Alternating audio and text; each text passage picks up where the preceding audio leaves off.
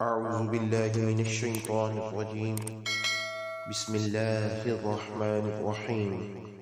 میں پناہ مانگتا ہوں اللہ تعالیٰ کی شیطان مردود سے۔ اللہ تعالیٰ کے نام سے شروع کرتا ہوں جو بڑا مہربان اور نہایت رحم کرنے والا ہے۔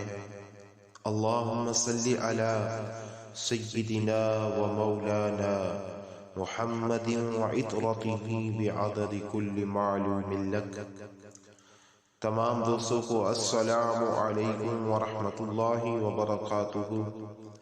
آج کے سبق میں ہم سورۃ البقرہ کی آیت نمبر 16 سے لے کر 18 تک اس کا ترجمہ اور تفسیر پڑھیں گے انشاءاللہ۔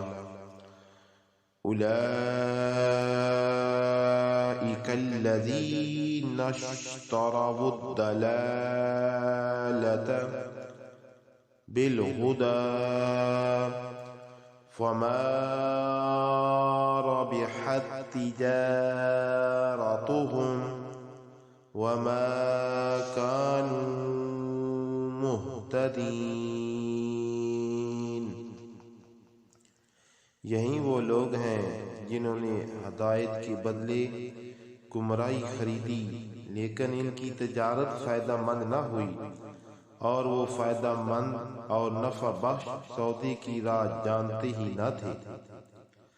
اب ایمان لا کر پھر کافر ہوئے ہوں، خواہ سرے سے ایمان ہی نصیب نہ ہوا ہو۔ اور ان منافقین میں دونوں قسم کے لوگ تھے، چنانچہ قرآن میں ہے ذالک بأنہم آمنوا ثم کفروا فطبع علی قلوبہم۔ یہ اس لیے ہے کہ یہ لوگ ایمان لا کر پھر کافر ہو گئے، بس ان کے دلوں پر مہر لگا دی گئی۔ اور ایسے بھی منافق تھے جنہیں ایمان نصیب ہی نہ ہوا، بس نہ تو انہیں اس سودے میں فائدہ ہوا نہ راہ ملی، بلکہ ہدایت کے چمنستان سے نکل کر گمراہی کے خار زار میں اور جماعت کے مضبوط قلعہ سے نکل کر تنہائیوں کی تنگ جیل میں اور امن کے وسیع میدان سے نکل کر خوف کی اندھیری کوٹھری میں اور سنت کے پاکیزہ گلشن سے نکل کر بدعت کے سنسان جنگل میں آ گئے۔ مثلهم كمثل الذي استوقد نارا فلما أضاءت ما حوله ذهب الله بنورهم وتركهم في ظلمات لا يبصرون۔ ان کی مثال ایسے شخص کی مانند ہے جس نے تاریک ماحول میں آگ جلائی، اور جب اس نے گرد و نواح کو روشن کر دیا تو اللہ تعالیٰ نے ان کا نور سلب کر لیا اور انہیں تاریکیوں میں چھوڑ دیا، اب وہ کچھ نہیں دیکھتے۔ صم بکم عمی فہم لا یرجعون۔ یہ بہرے ہیں، گونگے اور اندھے ہیں، پس وہ راہ راست کی طرف نہیں لوٹیں گے۔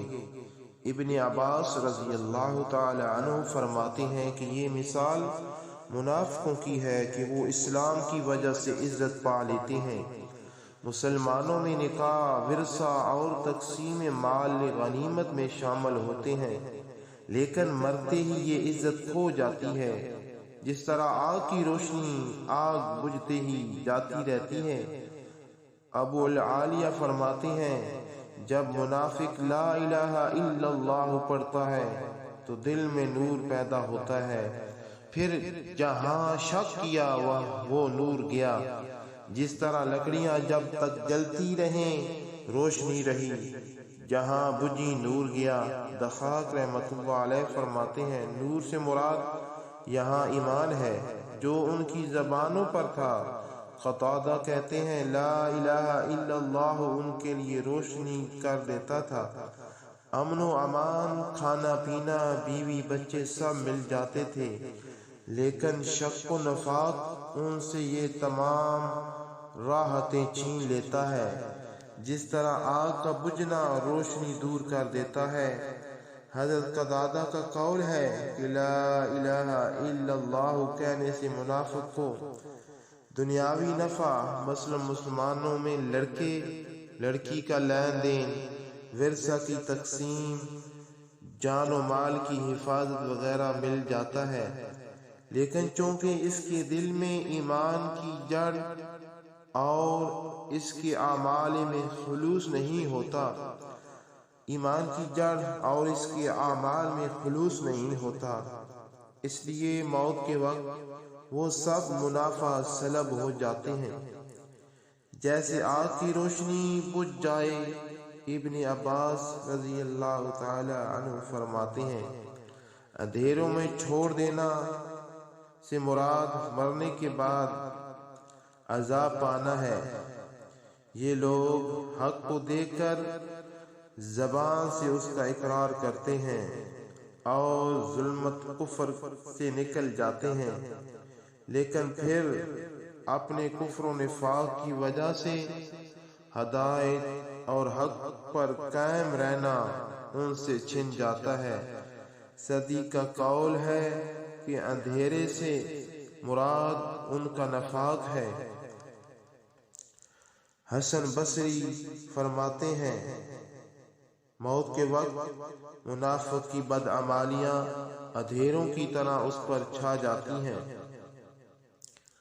اور کسی بھلائی کی روشنی اس کے لیے باقی نہیں رہتی جس سے اس کی توحید کی تصدیق ہو۔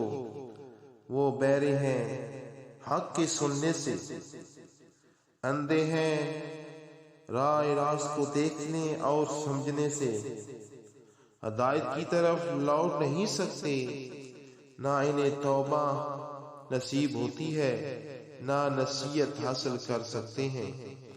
اللہ تعالیٰ مجھے اور آپ کو عمل کرنے کی توفیق عطا فرمائے۔ وما علینا الا البلاغ المبین۔